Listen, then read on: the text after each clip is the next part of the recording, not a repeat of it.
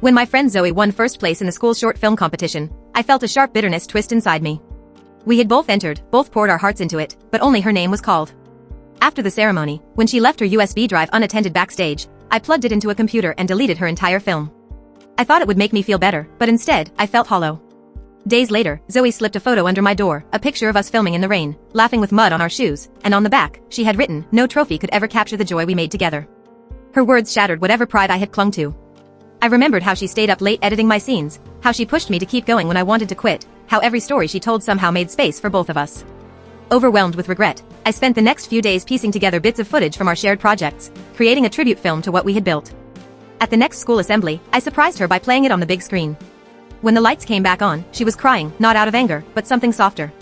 She pulled me into a hug, and just like that, the story between us wasn't lost after all.